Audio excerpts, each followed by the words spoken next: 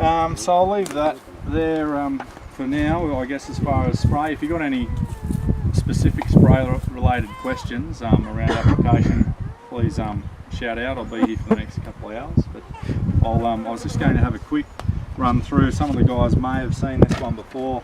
It's just a bit of a spray mixing demonstration with two very commonly used summer spray products, being a glyphosate, a high load gly. So I've got the Roundup Ultramax and Weedmaster Argo, and then just some different 2,4-Ds. So the old sort of 625 we use a lot of out in in the cereal sort of segment, and Amosite Advance.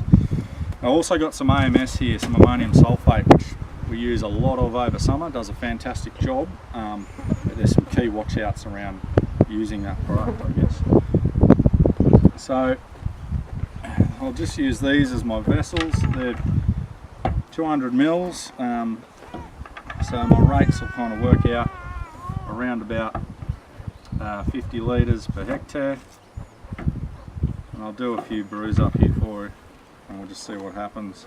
So what I'm trying to, I guess, mimic when we, as some of this chemistry gets better and we start loading it a little bit higher, we just need to be mindful that we're doing things in the right order as far as our mixing techniques, and we've got enough water in the tank, and I guess that we're choosing the right products when we want to mix them together. So the first one I'll do, try and mimic your what's happening in the paddock. About a third of my tank full here.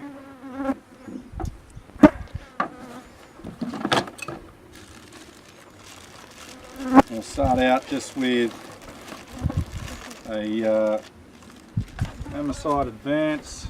So your 2,4-D goes in first. If you're using AMS, get it in straight up and allow it to dissolve, and I'll show you what happens in a minute when it doesn't dissolve properly. So get our Amosite Advance in. So I'm looking to use here about should be 1.2 litres, so pretty high rates.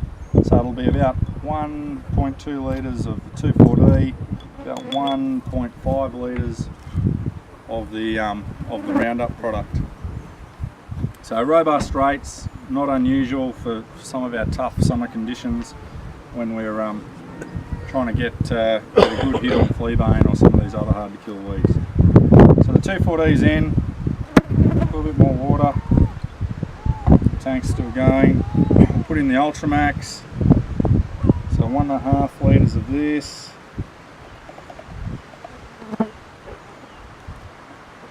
In there. Fill her up as quick as you can.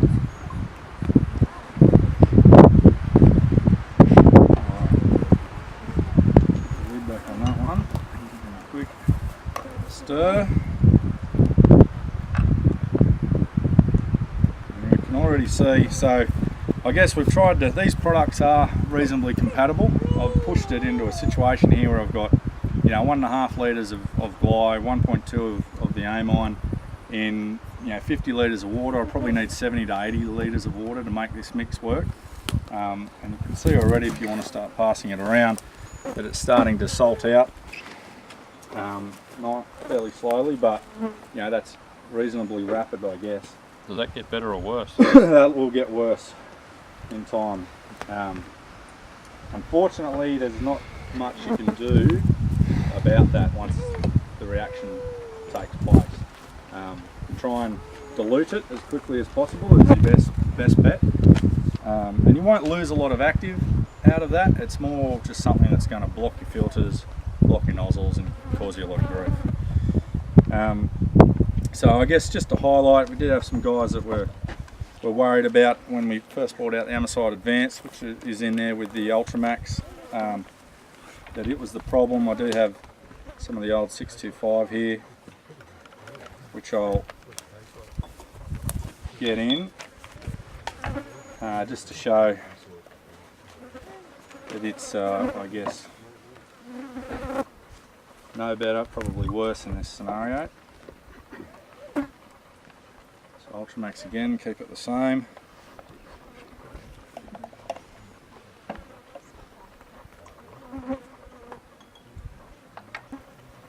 No.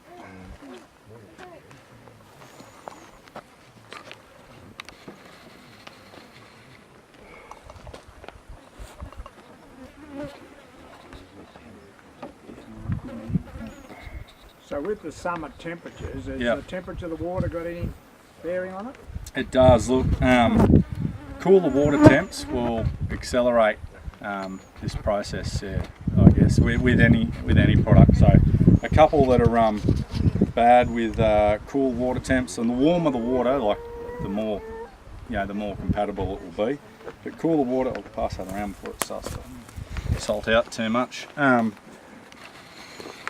There are a couple of products that hate cold water, so your Striker or Gold, so oxyfluorophene, hates cold water, and will, it'll start gumming up your filters over time in cool water.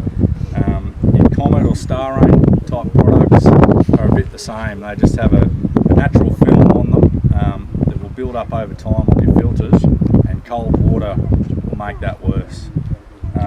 Bore water also can exacerbate the problem. So anything that's going to be in the water that essentially takes room away from the chemistry to sort of give it room to mix. So dilution will just about solve any problem. So either lower rate or higher water rate could just about solve most of it. But generally we've got rates that we need to use, and we've got a water rate that's reasonably set.